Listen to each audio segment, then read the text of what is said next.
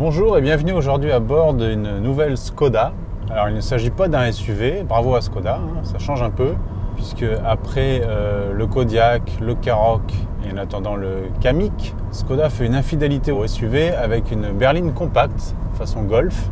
Donc c'est courageux de leur part parce qu'ils avaient déjà essayé avec la Rapide, qui malheureusement termine sa carrière en toute discrétion comme elle avait commencé. Ils reviennent sur le segment, donc je vous le disais, le segment de la Golf, de la 308 et de la Mégane, avec cette nouvelle Skoda Scala, qui est plutôt pas mal. Alors question style, c'est pas révolutionnaire, on reste assez classique, même si ça annonce les futures nouveautés de chez Skoda, le style reste élégant, classique, discret. Ce qui est intéressant sur cette voiture, c'est la présentation, qui est là aussi classique, mais franchement, il n'y a pas grand chose à redire. En termes d'ajustement, de qualité des matériaux, tout est là. Et surtout, le gros point fort de cette voiture, hormis son rapport prix-équipement, mais on en parlera tout à l'heure, c'est surtout son habitabilité, son espace intérieur. Skoda annonce pour cette voiture un volume de coffre de 467 décimètres cubes, ce qui la met d'office dans les plus logeables de la catégorie.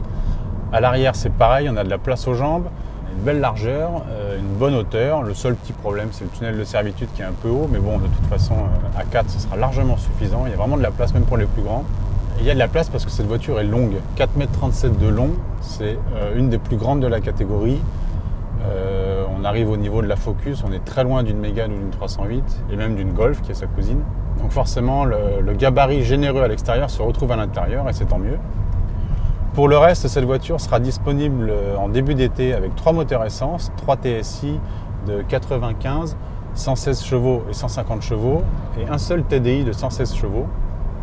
Alors nous sommes au volant d'une essence, le TSI de 116 chevaux avec une boîte manuelle à 6 vitesses. Alors c'est un 3 cylindres bien connu du groupe Volkswagen, qu'on retrouve chez Volkswagen notamment, chez Audi, chez Seat, chez Skoda, etc. C'est un moteur qu'on aime bien chez Autoplus.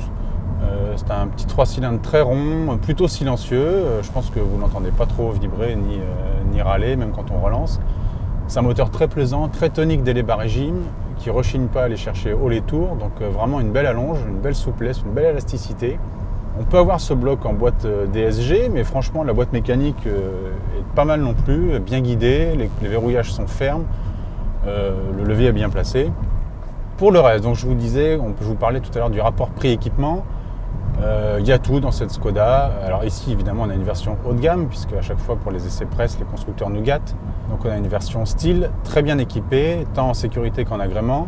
Alors il manque quelques petites choses, régulateur de vitesse adaptatif, caméra de recul, mais tout ça est en option dans le catalogue. Et pour une fois, les options ne sont pas trop chères.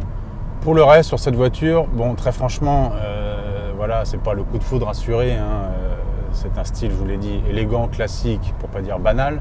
Mais voilà, les lignes sont soignées, l'intérieur c'est pareil, rien de révolutionnaire, mais voilà, l'écran tactile est plutôt bien placé, assez grand dans cette version haut de gamme. On a un combiné numérique, c'est plutôt pas mal, c'est assez moderne. On a des rangements bien pratiques dans les contreportes, une boîte à gants suffisamment logeable. Donc voilà, encore une fois, c'est pas le coup de foudre, mais souvent chez Skoda c'est un peu le cas, c'est un achat rationnel. Donc voilà, quand on fait ses comptes et qu'on sort...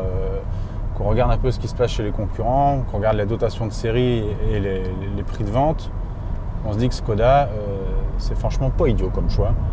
Voilà. En termes de comportement, pareil, c'est du classique aussi, c'est une plateforme du groupe Volkswagen, donc c'est pareil, c'est pas le toucher de roue d'une 308 ou l'agilité d'une Ford Focus. C'est pas au point de la Golf non plus, c'est un peu en dessous, notamment la direction qui manque un peu de ressenti, je trouve. Mais pour le reste, on a un très bon compromis confort-efficacité. C'est un peu ferme, mais c'est plus dû aux assises des sièges qui sont vraiment dures qu'aux suspensions en elles-mêmes. Le comportement est très rigoureux, évidemment, aucune inquiétude à ce sujet. Donc voilà, si vous en avez marre des SUV, je peux vous comprendre. Si vous cherchez une berline compacte, logeable, accueillante, bien pensée, plutôt maligne, pas trop chère et bien garnie, avec tout ce qu'on attend d'une voiture moderne aujourd'hui, franchement, foncez sur cette Skoda Scala. Le TSI 116, qui est le moteur de essence de milieu de gamme, suffira amplement. Les reprises sont largement suffisantes, les accélérations sont plutôt toniques. Donc pour transporter toute la petite famille sur les longues distances ou pour faire son petit trajet quotidien en ville, ce sera parfait. Que vous dire d'autre que, à part, aller voir chez Skoda cette Scala en vrai, et puis aussi aller voir dans Autoplus cette Scala en vrai. À bientôt!